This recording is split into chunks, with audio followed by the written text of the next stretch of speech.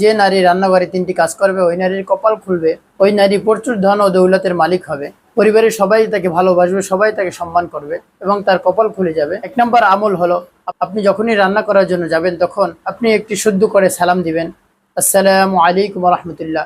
চাই রান্নাঘরে কেউ থাক আর না থাক, আপনার সালামের জব ফেরেশতারা দিয়ে দিবেন।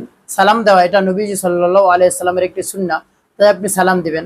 আল্লাহর হাবিব সাল্লাল্লাহু আলাইহি সাল্লাম এক সাহাবীর বাড়িতে গেলেন, 1বার 2বার 3বার সালাম দিলেন, কোনো উত্তর আসলো না। তখন আল্লাহর হাবিব সাল্লাল্লাহু আলাইহি সাল্লাম ফিরে আসলেন। তাই মহিলা বামনদেরকে বলছি, রান্নাঘরে আপনি যখন যাবেন তখনই জোরে একটি সালাম দিয়ে রান্নাঘরে প্রবেশ করবেন। কেউ যদি আপনার সালামের উত্তর নাও দেয় তাহলে ফেরেশতারা আপনার উত্তর দিয়ে দিবেন। 2 নম্বর, আপনি রান্না করার সময় প্রত্যেকটি কাজে আপনি বিসমিল্লাহির রহমানির রহিম বলবেন। আপনি হলুদ দিবেন, মরিচ দিবেন, তেল দিবেন, মোট কথা আপনি সব সময় বিসমিল্লাহির রহমানির রহিম বলবেন। তাহলে আপনার সেই রান্নাটা অনেক সুস্বাদু আল্লাহ রাব্বুল আলামিন করে দিবেন। সকলে আপনার রান্নার প্রশংসা করবে ইনশাআল্লাহ। 3 নম্বর, যখন আপনি হাত দ্বারা কাজ করবেন, আপনার পবিত্র জবান দ্বারা নবীজি সাল্লাল্লাহু আলাইহি ওয়াসাল্লামের শানে দুরূদ শরীফ পাঠ করবেন, সাল্লাল্লাহু আলাইহি ওয়াসাল্লাম, সাল্লাল্লাহু আলাইহি ওয়াসাল্লাম। এই দুরূদ পড়লে কি হবে? আপনার ঘরের মধ্যে শান্তি আসবে, অভাব দূর হবে, রহমতের বরকতে ফেরেশতা আপনার ঘরে প্রবেশ করবে।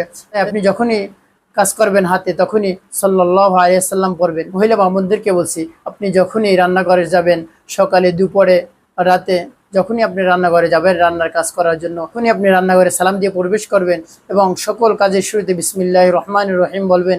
এবং যত ধরনের কাজ করেন হাতে, আপনার পবিত্র জবান দ্বারা আপনি আল্লাহর হাবিব সাল্লাল্লাহু আলাইহি ওয়াসাল্লামের নামে দুরূদ শরীফ পাঠ করেন। দুরূদ শরীফ পাঠ করে আল্লাহ রাব্বুল আলামিন বরকত নাজিল করেন, রহমত নাজিল করেন। আপনি যদি আমলগুলো করেন, আল্লাহ রাব্বুল আলামিন আপনার মর্যাদা বাড়িয়ে দিবেন। আপনার সন্তান আপনার কথা শুনবে, আপনার কখনো অবাধ্য হবে না। আল্লাহ রাব্বুল আলামিন আমাদের সকলকে আমল করার তৌফিক দান করুন। আমিন। ওয়া মা তাওফীক ইল্লা বিল্লাহ।